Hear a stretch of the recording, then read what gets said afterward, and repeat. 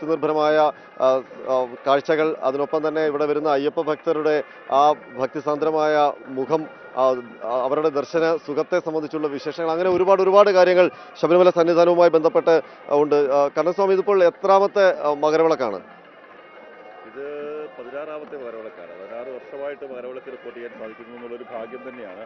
വർഷങ്ങളായി മണ്ഡലകാലം ആരംഭിക്കുന്ന സമയത്തും മകരവിളക്ക് സമയത്തും എത്താൻ സാധിക്കും. നമ്മൾ തന്നെ എത്രയോ കാലമായിട്ട് മകരവിളക്ക് ഒരുമിച്ച് റിപ്പോർട്ട് ചെയ്യുന്നുണ്ട്. അതൊരു അനുഭൂതിയാണ്. കാര്യം പലപ്പോഴും നമ്മൾ മണ്ഡലകാലം ആരംഭിക്കുന്ന സമയത്ത് തന്നെ മുദ്രയടിയുക, അതിനുശേഷം മകരവിളക്ക് വരെ ഒരു ഭക്തിസാന്ദ്രമായ ഒരു അന്തരീക്ഷമാണ്. അതിപ്പം നമ്മൾ റിപ്പോർട്ടിങ്ങിൽ വരുന്ന ആണെങ്കിൽ പോലും അല്ലാതെ എത്രയോ ആൾക്കാർ, പല ആൾക്കാർ ഇപ്പോൾ ഇവിടെ നിൽക്കുന്ന ഈ താഴെയൊക്കെ കിടക്കുന്ന ആൾക്കാർ, അവർക്ക് ചിലപ്പോൾ അക്കോമഡേഷൻ മുറി കിട്ടാത്ത ആൾക്കാരുണ്ടാവും.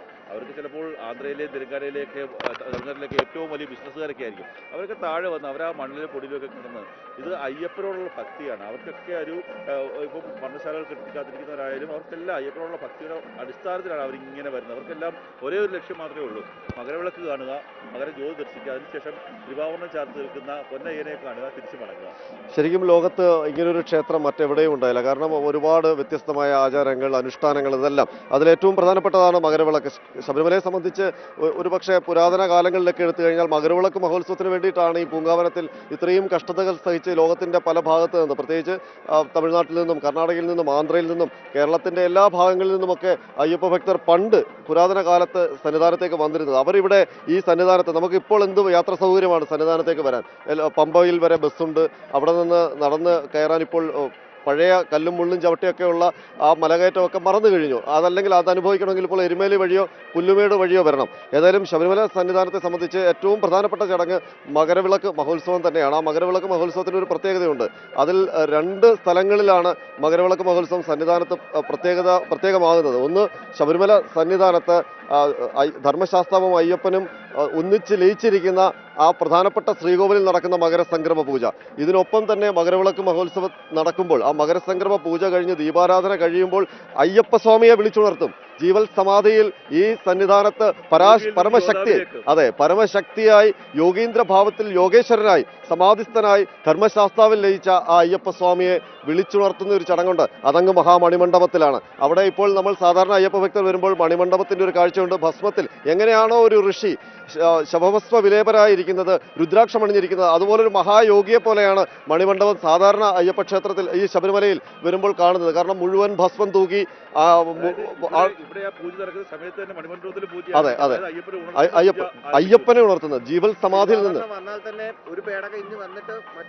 മറ്റ് 2 പേടകങ്ങൾ മണിമണ്ഡപത്തിലേക്ക് ആണ് പോകുന്നത്. അപ്പോൾ അവിടെ ആ മണിമണ്ഡപം വൃത്തിയാക്കി ആ ഭസ്മമൊക്കെ മാറ്റി അവിടെ ഇനി നമ്മൾ കാണാൻ പോകുന്നത് യോഗേശ്വരനായ അയ്യപ്പസ്വാമിയല്ല, യോഗ നിദ്രയിലാണ്ട് അയ്യപ്പസ്വാമിയല്ല, വിളിച്ചുണർത്തുകയാണ് അയ്യപ്പസ്വാമി. ഇതാ മകരം ജ്യോതി തെളിഞ്ഞു കഴിഞ്ഞു, അയ്യപ്പസ്വാമി ഉണരൂ, ഇനിയുള്ള 7 ദിവസം അങ്ങ് ഞങ്ങൾക്ക് യോദ്ധാവായി വേണം. ആ യോദ്ധാവിന് വേണ്ടിയുള്ള ആഭരണങ്ങളും ആയുധങ്ങളുമാണ് അച്ഛൻ കൊടുത്തുവിട്ടിരിക്കുന്നത്. അതണിഞ്ഞുകൊണ്ട് ഞങ്ങളുടെ ബാലകനായി മണികണ്ഠനായി ഉണരൂ എന്നാണ് പറയുന്നത്. അതുകൊണ്ടാണ് ആദ്യത്തെ കളം മണിമണ്ഡപത്തിൽ വരയ്ക്കുന്നത് മണികണ്ഠന്റെ കളമാണ് വരയ്ക്കുന്നത്. അത് കഴിഞ്ഞ് ഗുരുതിയും കഴിഞ്ഞിട്ടാണ് ഭൂതഗണങ്ങളെ തിരിച്ച് 18ാം പടിയിൽ പ്രതിഷ്ഠിച്ചിട്ടാണ് നമ്മൾ നടയടച്ച് പോകുന്നത്. പിന്നീട് ഈ മകരവിളക്ക് ദർശനം കഴിഞ്ഞാൽ അല്ലെങ്കിൽ അത് കഴിഞ്ഞാൽ ഏറ്റവും കൂടുതൽ പൂജകൾ നടക്കുന്നത് എല്ലാം തന്നെ മണിമണ്ഡപത്തിലാണ്. ഈ ഏറ്റവും കൂടുതൽ പൂജകൾ ബാക്കിയുള്ള കാര്യങ്ങളെല്ലാം നടക്കുന്നത് മണ്ഡപം കേന്ദ്രീകരിച്ച് തന്നെയാണ്. അതെ, അത് ഒരുപാട് തെറ്റിദ്ധാരണകൾ ഉള്ള പൂജകളുമാണ്. കാരണം ഒരുപാട് കഥകൾക്ക്, വ്യത്യസ്തമായ കഥകളിലേക്കൊക്കെ നയിച്ച പൂജയാണ്. അത് സംബന്ധിച്ച് ഒരുപാട് കാര്യങ്ങൾ പറയാനുണ്ട്. അപ്പോൾ അതിലേക്കൊക്കെ വരാം. അതിന് ഏറ്റവും പ്രധാനപ്പെട്ട കാര്യം തിരുവാഭരണ ഘോഷയാത്ര തന്നെയാണ്. തിരുവാഭരണ ഘോഷയാത്ര ഇവിടെ എത്തുമ്പോഴാണ് ശബരിമല സന്നിധാനത്തിന്റെ ഭാവം തന്നെ മാറുന്നത്. അപ്പോൾ ഹരിസ്വാമി കഴിഞ്ഞ വർഷം ഈ തിരുവാഭരണ ഘോഷയാത്രയ്ക്കൊപ്പം സഞ്ചരിച്ച ആളാണ്. പന്തളത്ത് നിന്ന് തിരുവാഭരണ ഘോഷയാത്ര എടുത്ത് തലയിൽ വെച്ച സ്വാമിമാർ യാത്ര പുറപ്പെടുന്നത് മുതൽ സന്നിധാനത്ത് എത്തുന്നത് വരെ എങ്ങനെയായിരുന്നു ആ അനുഭവം? കഴിഞ്ഞ വർഷം കണ്ണൻ സ്വാമിയും ആനന്ദൻ സ്വാമിയും ഇവിടെ നിന്ന് ഇതെല്ലാം പറഞ്ഞുകൊണ്ടിരുന്ന സമയത്ത് ഞാൻ അതിനൊപ്പം വന്നുകൊണ്ടിരിക്കുകയാണ് ഒരു ദിവസം മുമ്പേ. അതായത് ഈ പന്തളത്ത് നിന്ന് എടുത്തു കഴിഞ്ഞാൽ ലാഹ വരെയുള്ള ആ സമയത്ത് 11 സ്ഥലങ്ങളിലാണ് തിരുവാഭരണ പേടകം തുറന്ന് ഇതാക്കുന്ന 11 സ്ഥലങ്ങളിൽ മാത്രമേ ഉള്ളൂ. ബാക്കിയുള്ള സ്ഥലങ്ങളിലൊക്കെ തിരുവാഭരണം ഇറക്കി വെച്ച് പൂജയും മറ്റു കാര്യങ്ങളൊക്കെ ഉണ്ട്. പക്ഷേ ഈ പന്തളം മുതൽ ലാഹ വരെയുള്ള ആ ഒരിടങ്ങളിൽ 11 സ്ഥലങ്ങളിൽ മാത്രമാണ് ഇത് പൂജ ചെയ്യുന്നത്. പിന്നെ ഇതിനിടയിൽ ഈ തിരുവാഭരണത്തെ സ്വീകരിക്കുന്നതിന് വേണ്ടി ഭക്തർ ഓരോരുത്തരും പല സ്ഥലങ്ങളിലായി കേന്ദ്രീകരിച്ച് അവരുടെ ഇപ്പോൾ ഓരോ സംഘങ്ങളുണ്ട്, അയ്യപ്പ സേവാ സംഘങ്ങൾ ഉൾപ്പെടെ സന്നദ്ധ സംഘടനകൾ ഉൾപ്പെടെ അവരെ സ്വീകരിക്കുന്നതിന് വേണ്ടിയിട്ടുള്ള സംവിധാനങ്ങൾ ഏർപ്പെടുത്തിയിട്ടുണ്ട്. ഇപ്പൊ ആൾക്കാർക്ക് ഒരു സംശയമുണ്ട്, ഈ പൂജയ്ക്ക് വേണ്ടി ജനങ്ങളുള്ള ആൾക്കാർ പോവുകയാണ്.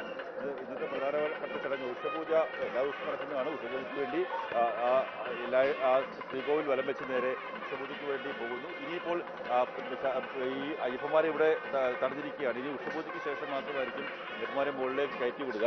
എന്തായാലും സ്വാമി പറഞ്ഞു വന്നത് ഈ തിരുവാഭരണ ഘോഷയാത്രയുടെ കാര്യമാണ്.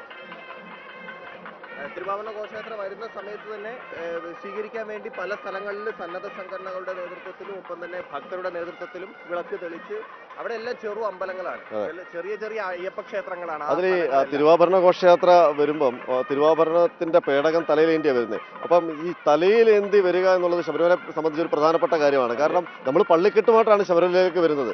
അപ്പോൾ ശബരിമലയിൽ നിന്ന് ഇരുമുടി ഏന്തി ഇത്രയും കാതങ്ങൾ താണ്ടി വരുമ്പോൾ നമ്മൾ അയ്യപ്പസ്വാമിക്ക് സമർപ്പിക്കാനുള്ള നിവേദ്യങ്ങൾ അടങ്ങുന്ന സാധന സാമഗ്രികളെല്ലാം ഈ ഇരുമുടിയിൽ ഉൾക്കൊള്ളിച്ച് ആ ഇരുമുടി രണ്ട് കെട്ടാണ്, മുൻകെട്ടും പിൻകെട്ടും. അതായത് ഒരു കെട്ടിനകത്ത് പണ്ട് കാലത്ത് നടന്ന ഒരു സമയത്ത് ആഹാരമൊന്നും കിട്ടില്ല. ആഹാരം കഴിക്കാനുള്ള അരി, അവല്, മറ്റുള്ള കാര്യങ്ങളൊക്കെ കിട്ടും ഒരു കെട്ടില്.